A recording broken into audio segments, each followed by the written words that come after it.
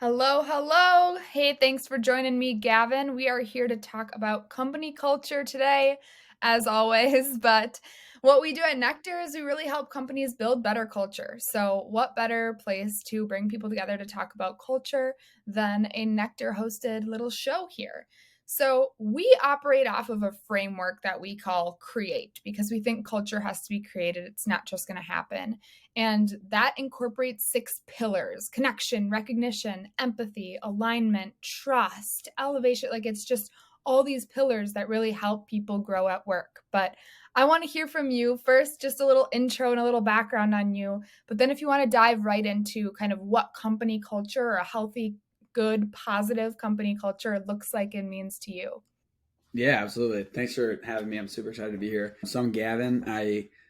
Some of you should know about me is I'm probably the quickest friend you'll ever make. I'll speak to Johnny down the block just the same way I'll speak to my wife because like I lead with love, and you're gonna know that you're getting like the purest and fullest version of who Gavin is every single time you talk to me. Grew up in a small town, so like community and culture has always been like rooted in my life. I've wrestled my entire life as well since I was 4 years old. Wrestled all the way through college before herniating two discs in my neck and my career ended pretty promptly and unexpectedly. But you know, when I think about culture, I just think about like how well every like all the culture I've been a part of, whether it's like an athletic team or like a or even like a group from church that like I'm hanging out with, like just like the culture that's like built me is man, I like it kind of makes me speechless, and that's kind of hard to do because I can ramble. I love it. So, actually, I want to dive into that a little bit more. So, you've always been surrounded by kind of great culture, great community, people who are going to lift you up at the end of the day and support you. And then you had this thing you're passionate about your whole life, and it came to an abrupt halt.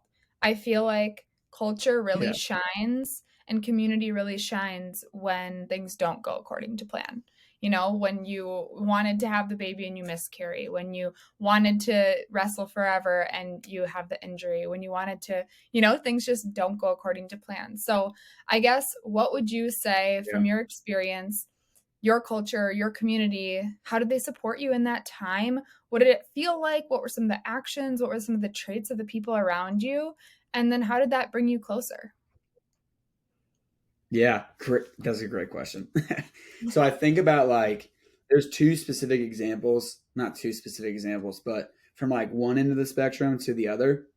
When I was wrestling, I grew up in a small town, right? Like on paper, it's not a small town, but like it's not like a St. Louis or like a Kansas City or a Chicago or a Minneapolis, right? Like it's just like rural USA, and it's Ozark, Missouri. People are probably like, "Oh, I've heard of that before." You haven't? It's super small, right? It's outside of Springfield, Missouri.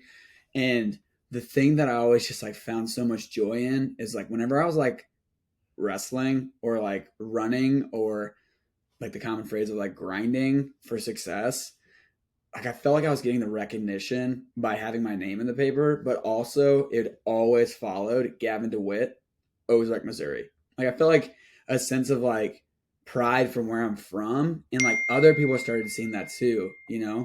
Like whenever I was running, there's like one example is I was running on like the main street in Ozark, and I had like 3 or 4 cars like honk and like celebrate that I was running on like a summer day, right? Like people love that stuff and like they want to like support that stuff, and the, that's like the community inside of Ozark, but like the wrestling community in a whole is so encouraging. Like whenever I announced that like I had to medically retire in college, and that's like a whole can of worms Yeah. of man, I probably like should I go for it? Like should I try to keep wrestling? Should I just go see a chiropractor? Like all these things. When I like in my heart I knew I probably should have surgery and just like be done, right? Like my last 2 years of wrestling were plagued with injuries.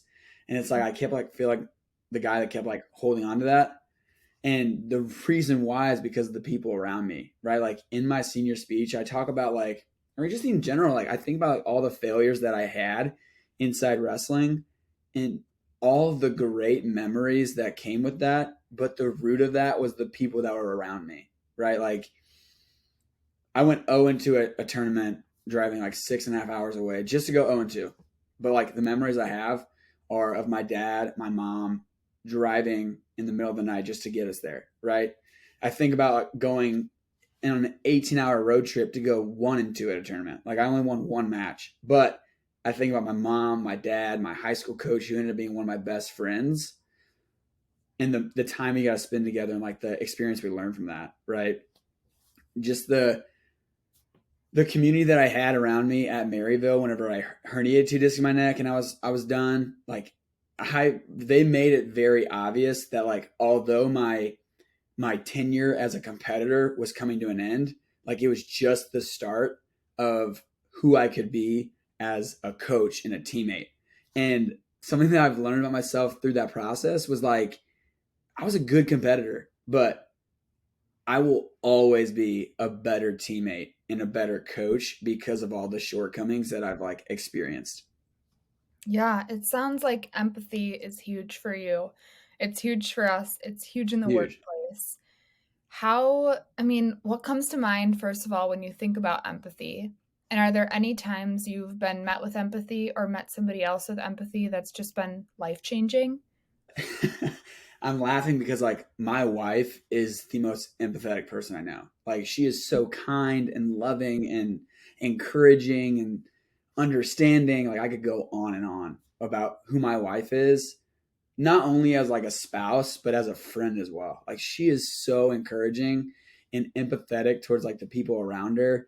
And when I think of like empathy, like it's hard for me to describe like what that means and like define that without thinking of the word Kelly, which is like my wife's name. Like I just think of when I think of empathy, I think of Kelly. When I think of patience, I think of Kelly. When I think of encouragement, I think of Kelly. Like she embodies an empathetic person, and I'm extremely blessed to like have had her empathy change my life because I'm naturally a go-getter and like a grinder and like the world is my oyster, and she's very like logical and slow to like anger and slow to jump off of a cliff, right? Like she's very logical in her thinking and she's very understanding of that. And I just think about like who she's helped me shape become or who she's helped me become.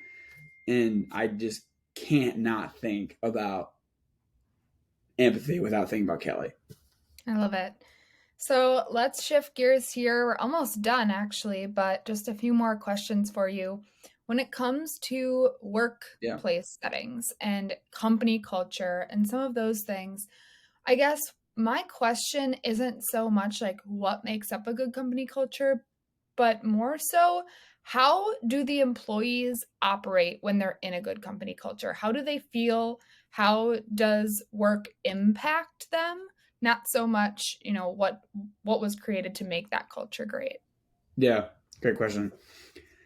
My coworker Cole, who actually like I hesitate to say coworker, like my friend Cole, he said something to me once and it made a lot of sense. And it was like we can make all the money in the world, but if we end this career without a lifetime friendship, like it's going to mean nothing to me. Like the money is going to fade, right? Like those are such materialistic things that like it's going to go away eventually, but like the friendships that we make and like the people we become and like the people we become alongside the people we're with, that's what's going to carry us, and like that's the joy that like affects me. And when I think about like creating a culture around that, why would you not want to come to work? Why would you not want to go work extremely hard? Because in a startup, and Rattle's a series A startup, fast growing tech company, but when I think about like being a part of a startup and even like a wrestling team, the common theme along that is like the better that I do, like the better I do, the better the organization does. And the better the organization does, it benefits everyone inside the organization, right? Like as we're looking valuations and equity and all these things, like if I win, everyone else wins. So, do you think that culture is kind of an individualized experience that works its way up and like expands if each person is individually winning? Does that lead to a culture of winning? I think it is that, but also the opposite as well, right? Like if a culture has like a winning culture, I think people are going to adopt into like the root of that as well. Like where did that start? Did it start with the founders? Did it start with like the sales leaders? Did it start with the best AE or the best BDR or whatever it looks like? Like I feel like success and gratitude reciprocate. So like if you can look at who is the most successful and who's the the leader that's like planting the roots of that culture, I think that it's going to be like an easy way to like track the roots and be like, oh, this is the tree that is coming from. You say that you found great friendships at work, and it's hard to even say coworker because they're such good friends and you get along so well. So it's clear that connection is really important to you. Not only do you look for that when you're joining a new company, but you also help create it among the people that you're close to. What do you personally do to build connection with coworkers, especially if you're a remote employee or not everyone's in the same place? Yeah, that's, I don't have the answer to that. I'm still trying to figure that out. But something that my college coach like instilled in me is the teams that are the closest, the individuals perform the best, right? And it kind of goes back to that thought process of like, if I'm adopted into a winning culture, I'm going to want to win, right? If I'm adopted into like an empathetic culture, I'm going to want to be empathetic. But to answer your question about like how to do that, I don't have an exact answer, but like things that I try to do is like I want people to know that like my intentionality is very genuine, right? Like I want to know your husband's name. I want to know like the name of your baby. Like I want to know the name of your third born son, or I want to know like your dog's name, right? Because like those are the things that make us more human. And like if I can connect with you on a human level rather than a professional level, like that's going to build a culture of like we're in this together. Like let's just figure out like what you care about and how I can support you in caring about that. Yeah, I love that. Anything today that we missed or you feel like you want to dive into a little bit more? And it's okay if the answer is no. Yeah, I mean, I can't really think of anything. I know we're kind of over, but just like the aspect of like being a better teammate rather than being like a good individual contributor. I think that's something that's like extremely powerful in the days. Like a lot of people are like self focused, and that's a great thing to be, right? Like be self motivated, be self driven, be self insert adjective here rather than self centered. Like Hmm. don't focus on who you are like as an IC, like focus on like how you can be a better teammate. So like you're raising the bar of the level in the room, if that makes sense. Yeah, I love that. And so if people are listening to this and they're like, what an awesome dude. How do I get to know him? How can they reach you? What are you doing day to day? Anything to add about, you specifically and how people can contact you? Yeah. So add me on LinkedIn. I'm a delusional optimist. You can't miss my profile. Something I'm extremely passionate about is like coaching.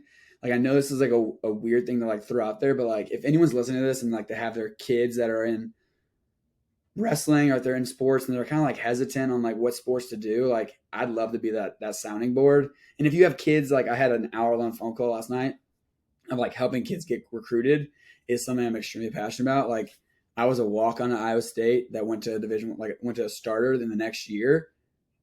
Like I know the path to get there, and I didn't really have that for me. So I'd love to be that for somebody else. Like if you're listening to this and you're like, man, my son's a senior in high school and like he's done well in wrestling, but like he doesn't have any offers. Like let's chat.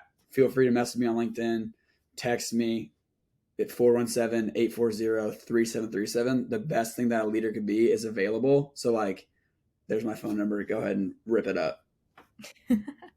Awesome. Thank you so much, Gavin. Thanks for being here. Thanks for chatting about culture, all things empathy, and honestly, just making the world a better place. Appreciate your time, and we'll talk soon. Thanks, Emily.